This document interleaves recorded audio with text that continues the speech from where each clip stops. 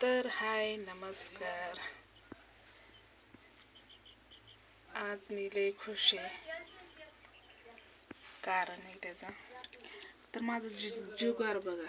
याच्यात mobile charging करायचं ठेवत असते आणि ती केस साचवले ते म्हणते ती ना केसावर भांडी. आता भेळ खाल्ली मी बघा रागा तसाच आहे. काय ताट तसंच आहे. भेळ खाल्ली, चिखल झाला. आज काही स्वयंपाक केलाच नाही. तिखट मस्त असे चटणी टाकून कांदा टमाटर कांद्याची पात टाकून भेळ बनवली, खाल्ली पोट भरून. म्हणलं चला एक खेड्या बनवा. आता तुम्ही म्हणसान ताई दाखवायचं भेळ बनवताना कसं माहिती का. रात्री गारकरी भरपूर आल्यात, 4 का 5 आल्यात. म्हणजे आम्ही दोघंच होतो गारकरी. दोघंच होतो. मग रात्री 5 जण आल्यात, 5 का 4 आल्यात. मी बी मोजले नाही ते. मग परवा दिवशी जत्रा झाली, जत्रेला गेलतो. लय वेळ काय थांबलो नाही, चिखल होता म्हणून लगेच आलो. आज आहे शुक्रवार. कारण उद्या घरी गेल्यावर हेडव बनवाय भेटतोय नाही भेटतोय माहीत नाही. कामं करावं लागतील आणि कामं करायला मला तर कधी हे होत नाही की मी कोणचं काम केलं आणि मला सांगितलं आणि मी नाही केलं, असं नाही माझं. बघा ढेकर सुद्धा आले. तर इग्नोर करा कालव्याला, कारण त्यांची भाषा बी मला कळत नाही. तुम्हाला बी कळले तर सांगा मला फोन करून नेमकी कोणची. बिहारी नाही, ती बिहारीची भाषा लगेच समजते. ही बंजारी असं काहीतरी आहे त्यांची भाषा, बंजारी भाषा आहे. तर ती बिलकुलच मला समजत नाही. ते लेकरं ही भरपूर असं घालवा. आपलं एका साईडला घर आहे म्हणलं, तिकडं कालव्यात नको म्हणलं, कारण हेडवसाठी मी इकडं असं एका साईडला घर घेतलंय. मग इकडे एकच रूम आहे आणि तिकडं ही जी भितड आहे का नाही, ह्याच्या पाठीमागनं अशाच खोल्या आहेत त्या लांबपर्यंत. आणि इकडं भटी समोर आहे आणि इकडं भटी समोर असल्यामुळं काय जवळच एक रूम इकडं आहे. आता उन्हाने काय दिसत नाही, ऊन लय 12-12:30 वाजल्यात. म्हणलं चला एक ब्लॉग बनवावा.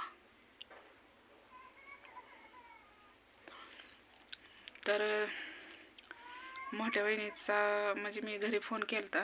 मोठ्या बहिणी बोलल्या लग्नाला कधी यायचं असं तसं. म्हणलं यायचं आहे की. आता घरातलं माझ्या भावाचं लग्न आहे, सख्या चुलत भावाचं माझ्या भाचीचं लग्न आहे. तर मी नाही जाणार तर कोण जाणार. मग मी आणि मला नसतं सांगितलं ना तरी पण मी गेलेच असते.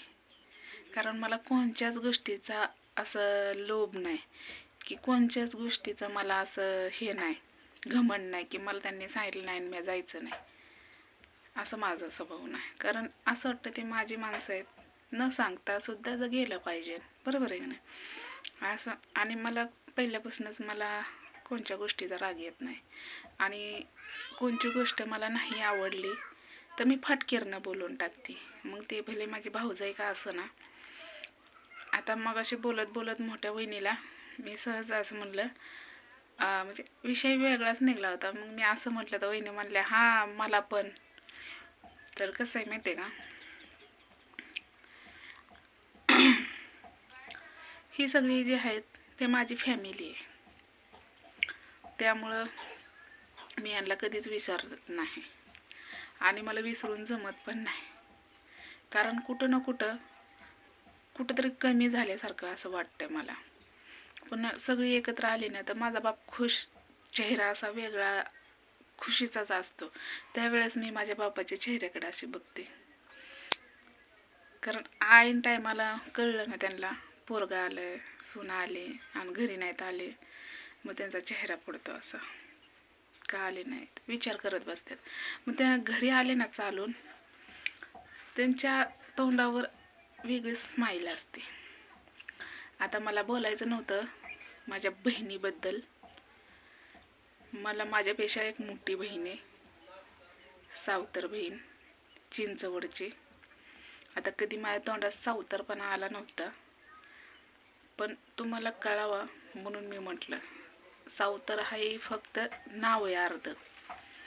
तिच्या अंगात तीच रक्त आहे, माझ्या अंगात तीच रक्त आहे. पण ती कधी मला फोन करत नाही. मला तर लेकरांच्या याने जमतच नाही करायला, आणि तिला बी जमतंय नाही जमतंय माहीत नाही. पण आता माझ्या हिशोबाने तिची लेकरची लग्न झाली आणि भरपूर अशी मोठी लेकरं आहे ती, त्यामुळं तिला वेळ फक्त कामातनं नसन, पण कामातनं माणूस वेळ पण काढतं. बरोबर आहे की नाही. राहिला प्रश्न आता हिचा बोलायचा,